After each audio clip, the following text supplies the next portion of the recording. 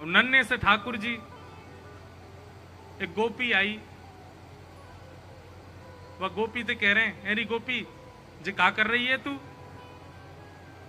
बहुत ध्यानपूर्वक सुनियो, ठाकुर जी की कैसी प्रेम लीलाएं हैं। अब ये सारी लीलाएं सुनकर के ठाकुर जी के प्रति भगवान भाव नहीं आता, प्रेम भाव आता है। ठाकुर जी यशोदा मैया की गोदी में बैठे हैं और सबरी गोपियां चारों ओर बैठी हैं और ठाकुर जी बैठे बैठे उदास बैठे हैं, रूठे बैठे हैं। यशोदा मैया बोली, लाला तू काय को रूठ गयो है? बोले, मैया मैंने जो रात को तोते कही कई बार काम को करवा दे। सब गोपी बोली, मैया कहा कही लाला ने रात को? यशोदा मैया इसकी बोली, अरे कहा बताऊं, रात में मुझे यो करो मेरो ब्याह कराए दो। मैया अब मैं बूढ़ा है तो जा रहा हूं, मेरो ब्याह करा दो। 3.5 बरस को भयो अभी, और यो करो मैया अब का मेरो ब्याह तू बुढ़ापे में करावेगी, अब तो मेरो उम्र हैगी, मेरो ब्याह करा दे। ऐसी ऐसी बात ने बनावे। सो एक गोपी बोली, अच्छा लाला ब्याह करेगो? बोले, हाँ करूंगो। कैसी छोरी ते करेगो? बोली, मैं ढूंढ के अपने आप करूंगो, जैसी मुंह को भावेगी बात करूंगो। तो सब गोपियों ने विनोद में कही, लाला इतनी सारी गोपी बैठी हैं यहाँ पे, तू अपने आप एक काम के ढूंढ के जो तो को बढ़िया लगे, बाकी गोद में जाके बैठ जाओ, जाके गोद में तू बैठ जाएगो भाई तो तेरो ब्याह करा देंगे। लाला बोलो, सांची? बोला, हाँ सांची। सो ठाकुर जी यशोदा मैया की गोद ते उठ गए, गोपीन के घूंघट उठा में, मैया जे तो बूढ़ी है गई, जाते ना कर रो। दूसरी गोपी के पास गई, मैया जे तो कानी है या कि तो आंख ही ना है। अच्छा है नहीं, जबरदस्ती ठाकुर जी बोल रहे हैं। तीसरी गोपी को मुंह उठा के, मैया जे तो तेज लगे मुंह को तो घर से निकाल देगी, या तो बयाना कर रहा हूं मैं। ऐसी सब गोपीन के आगे घूम रहे। वहीं दूर एक बिना दांत वाली गोपी बैठी, बूढ़ी बिल्कुल 120 वर्ष की। वो मंद मंद मुस्कुरा रही और मन में सोच रही, बोले लाला तो सबरी युवा युवा गोपीन के पास जाएगो, अब मैं कहा करूं, मैं तो इतनी वृद्ध है गई, मैं तो उबा पंक्ति में ना बैठ सकूं जहां लाला घूंघट उठा रहा है। लेकिन मनी मन खुश है रही है लाला की लीला देख करके, नेत्रन से आंसू निकल रहे हैं और बीच बीच में अपने आंसू पहुंच रही है, एक भी दांत नहीं है वाक्य।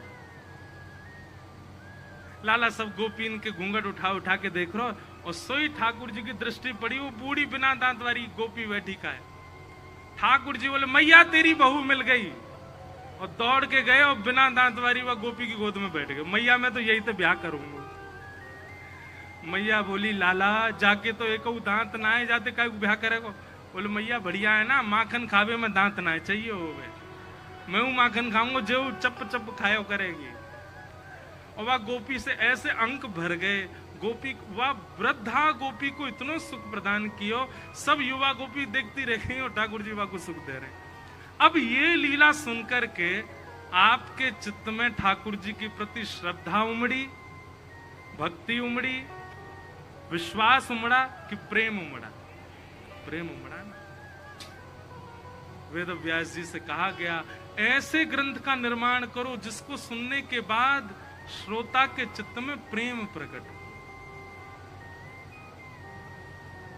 बंधुओं, संसार में प्रेम करने लायक कोई भी नहीं है। इस संसार के जितने मानव है ना, ये सब धोखेबाज हैं, कोई प्रेम नहीं करेगा आपसे।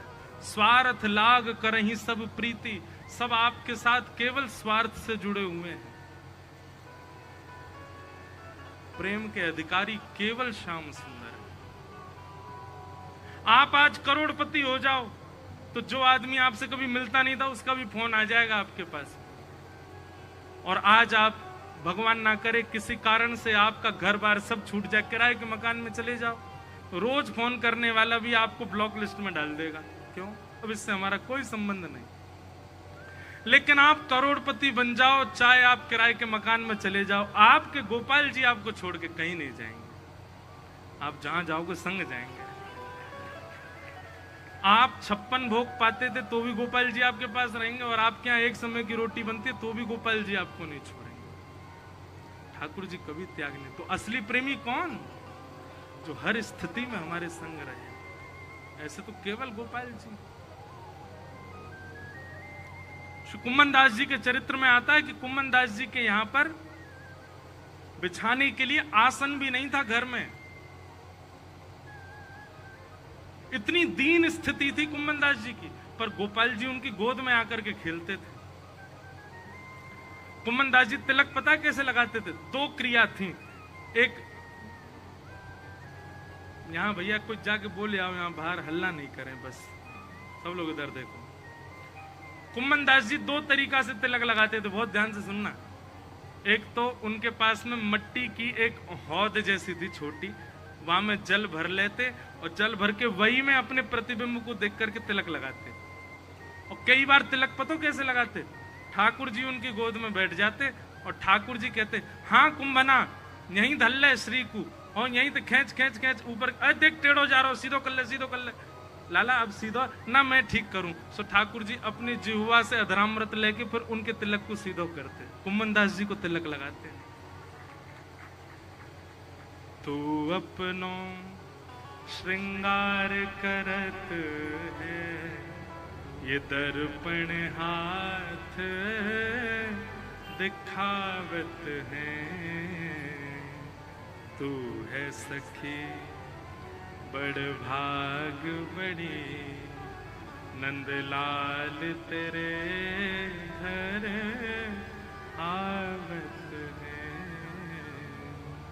तू है सखी बड़ भाग बड़ी, गोपाल तेरे घर आवत है।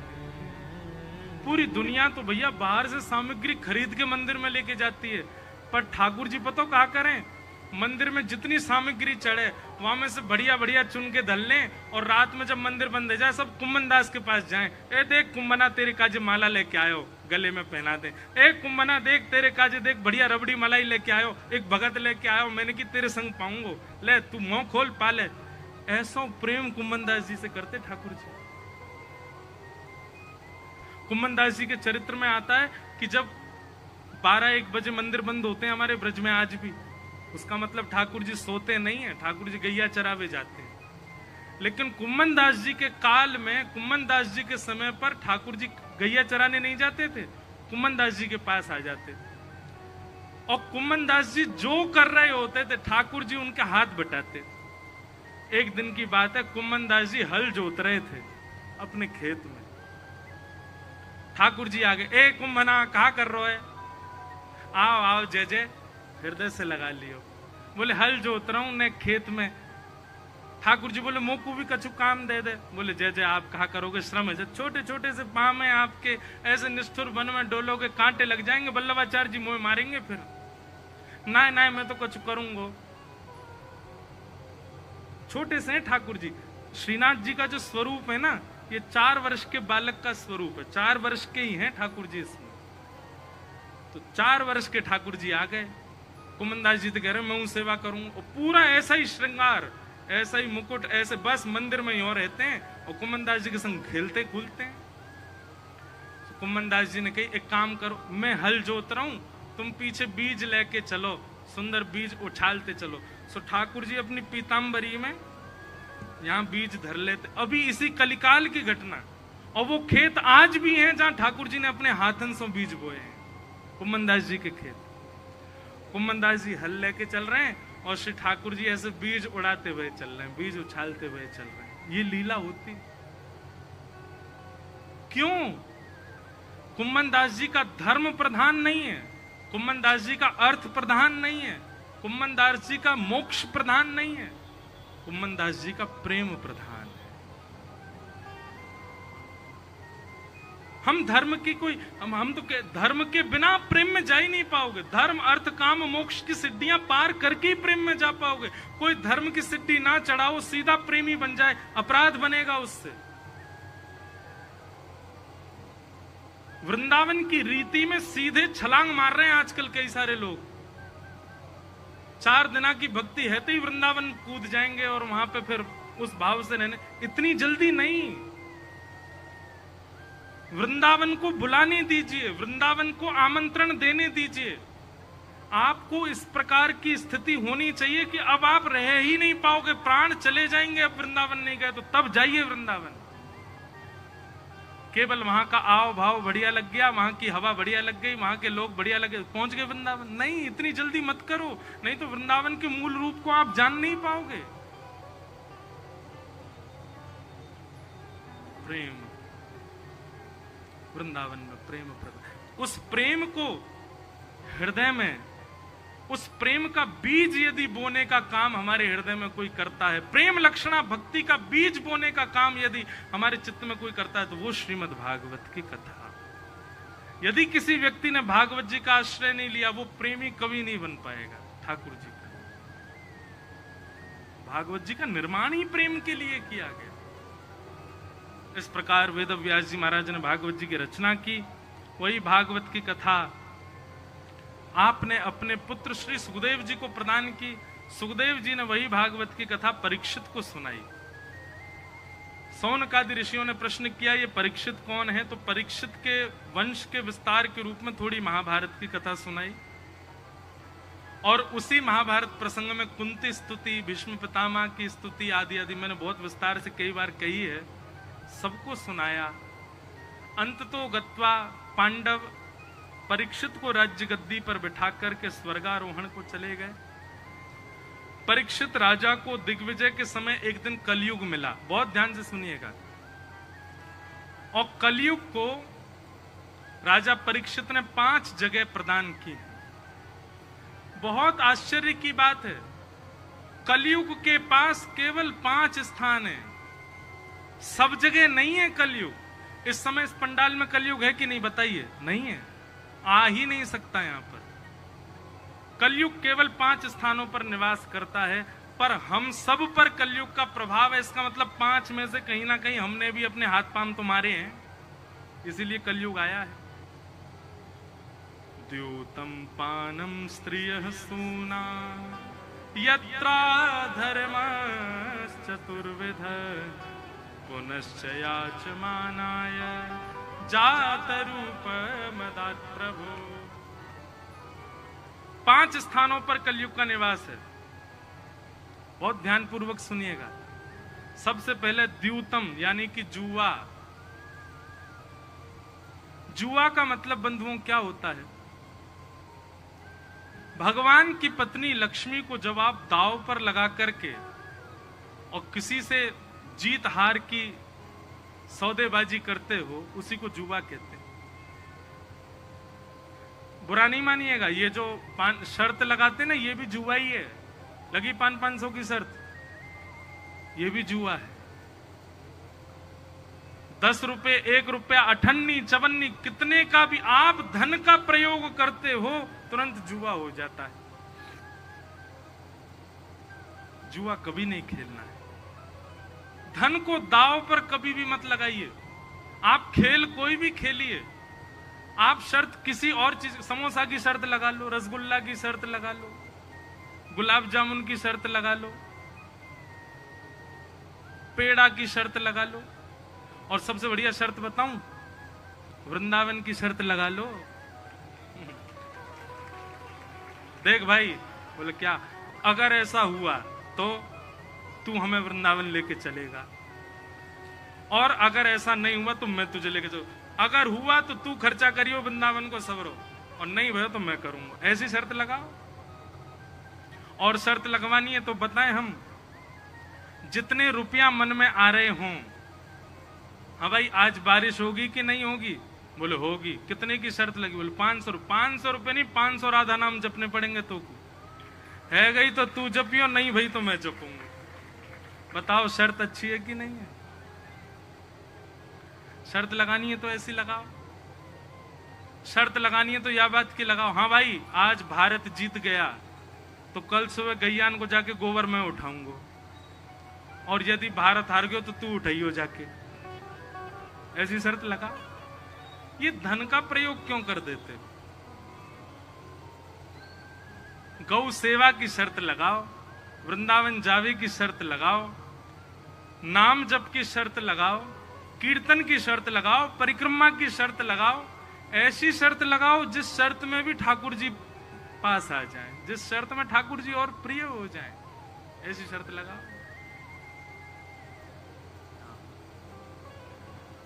तो जुआ सबसे पहला स्थान कलयुग का द्यूतम। जुआ बदलिए, खेल कोई भी खेलो, क्रिकेट खेलो, 2 टीम बना लो, दोनों टीमों में यही रख लो। बोले क्या करना है? बोले जो टीम हारेगी वो जीतने वाली टीम को वृंदावन का ट्रिप देगी फ्री में। ऐसे खेलो। हमारा एक जगह खेल, अब यहाँ जलंधर में तो हम बहुत बीमार हो गए, हम खेले ही नहीं पा रहे, हम लोगों से मिले ही नहीं पा रहे। नहीं तो हम खेलते हैं हर कथा में, सुबह का नियम है क्रिकेट खेलेंगे सबके साथ। खेलते हैं तो जब बॉलर बॉलिंग डालने आता, मैंने कि सुन भाई, तैने मुझसे कही थी आज ये भजन सुना, अगर तैने आउट किया तो नहीं सुनाऊंगा, और तू चाहता है तेरे मन का भजन आज कथा में सुनाऊं तो आज छक्का ही पड़वा बेटा। तो ऐसी बॉल डालेगा महाराज जी छक्का। तो अपने खेल को, अपने व्यवहार को, अपनी ये समाज, ये अपनी मित्रताओं को आप भक्ति से जोड़िए ना। क्यों जुआ खेलते हैं? उसमें पैसा क्यों लगाना? धन लगाते ही वो पाप हो जाता है। तो सबसे पहला द्यूतम कभी नहीं करना है। और एक और बात सुनिए, जुआ नहीं खेलने का मतलब लक्ष्मी का दुरुपयोग नहीं। तो लक्ष्मी का जहां भी आप दुरुपयोग करते हो, अगर लक्ष्मी का व्यय करके कोई मांस खरीद रहा है, वह भी जुए के समान है। आप लक्ष्मी देकर के गलत वस्तु क्यों खरीद रहे हो? लक्ष्मी देकर के गलत पान की वस्तु क्यों ले रहे हो? लक्ष्मी देकर के आप दुरुपयोग, गलत काम के लिए लक्ष्मी दे रहे हो, गलत चीजों में लक्ष्मी का व्यय कर रहे हो, वह भी जुए के समान है। लक्ष्मी को कहीं भी गलत स्थान पर देना वो पाप के समान है।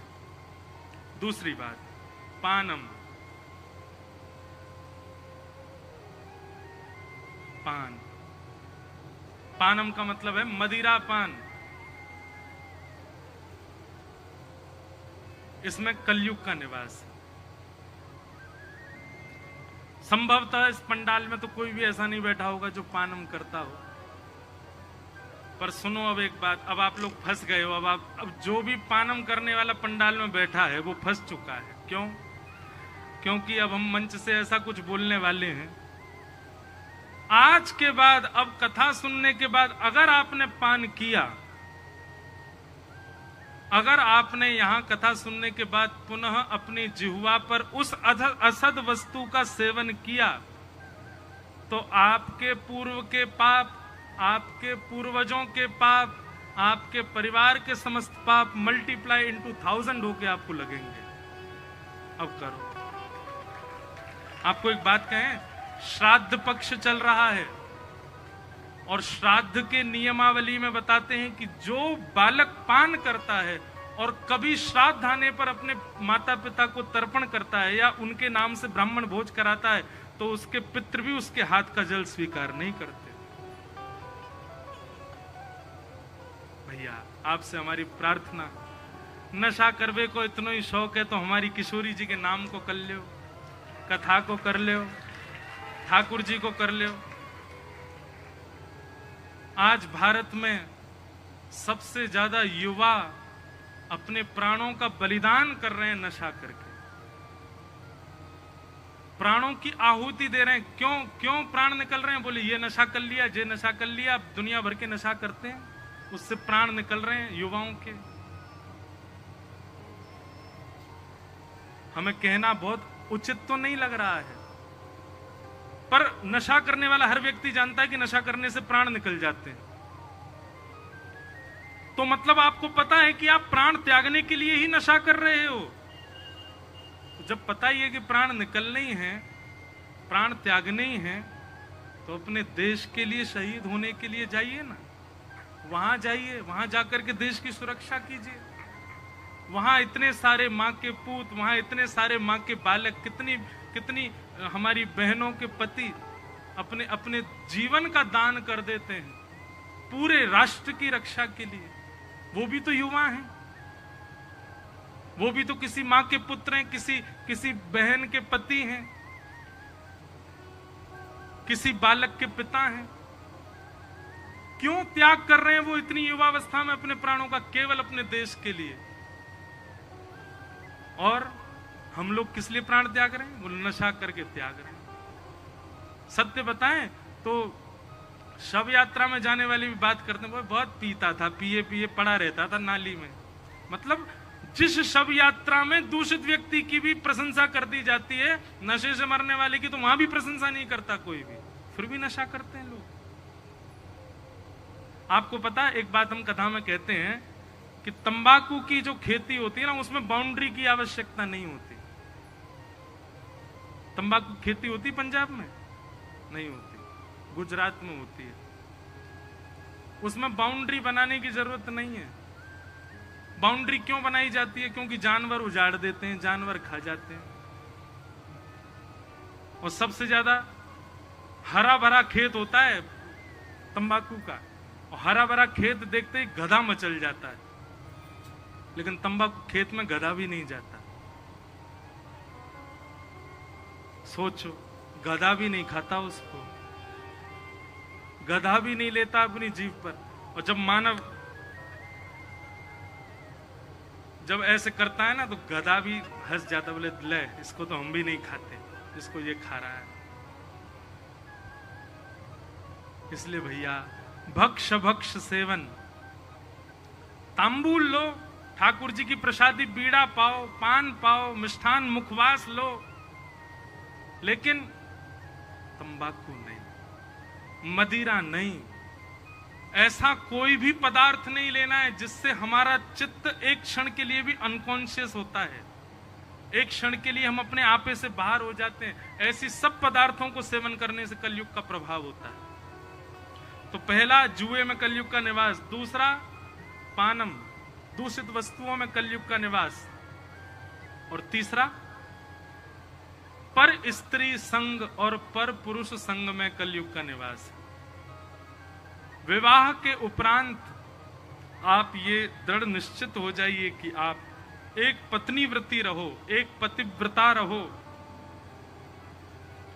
अगर उसके उपरांत आपका मन कहीं और जाता है, अरे किसी के रूप पर भी जाता है, तो भी आपके ऊपर कलयुग का प्रभाव हो जाएगा। इसलिए भैया ये दृढ़ता पूर्वक करो।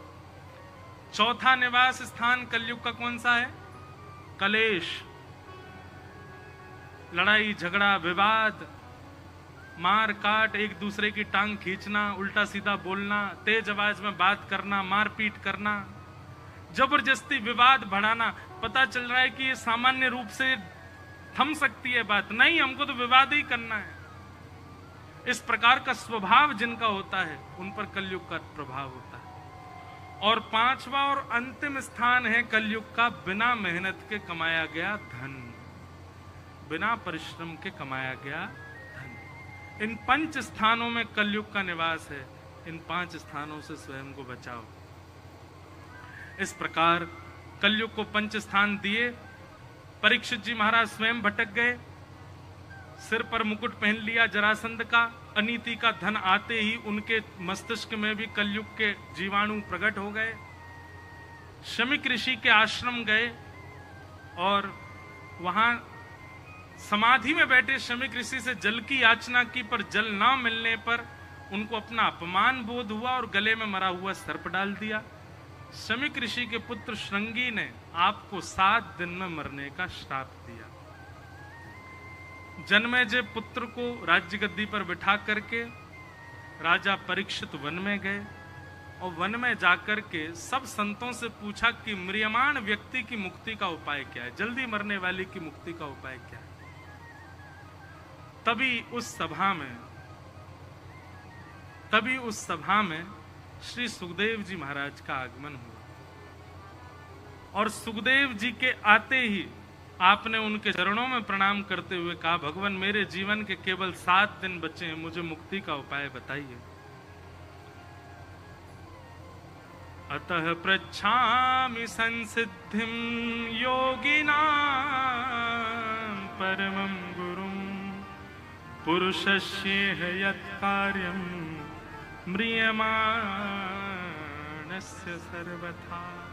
महाराज मेरे जीवन के केवल 7 दिन बचे हैं, कृपा करके मुझे बताओ मैं क्या करूं।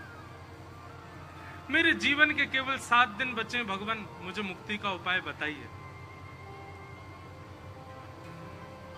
अतः पृच्छामि संसिद्धिं योगिनां परमं गुरुं पुरुषस्येह यत् कार्यं म्रियमाणस्य सर्वथा। चरणों में प्रणाम करते हुए कहा कि मेरे जीवन का 7 दिन बचे भगवान, मुझे भगवत प्राप्ति, मुझे मुक्ति का साधन बताओ। अब यहां से द्वितीय स्कंद प्रारंभ होता है। अब हम बहुत जल्दी जल्दी कथा के क्रम को प्रणाम करेंगे। सुखदेव जी महाराज ने सबसे पहले तो परीक्षित के चित्त से मुक्ति की इच्छा को नष्ट किया। परीक्षित, मुक्ति की कामना मत करो, तुम भक्ति की कामना करो। मुक्ति और भक्ति में अंतर क्या है, मैं कथाओं में बताया करता हूं। मुक्ति मतलब मृत्यु के पश्चात भगवान का दर्शन, और भक्ति का मतलब जीते जी भगवत दर्शन। मुक्ति और भक्ति। व्यक्ति अगर मुक्ति की कामना से जीवन जी रहा है तो मृत्यु के बाद भगवान का दर्शन होगा, पर भक्ति के पथ पर चल करके अपना जीवन जी रहा है तो जीते जी जीवित अवस्था में उसको ठाकुर जी मिलेंगे।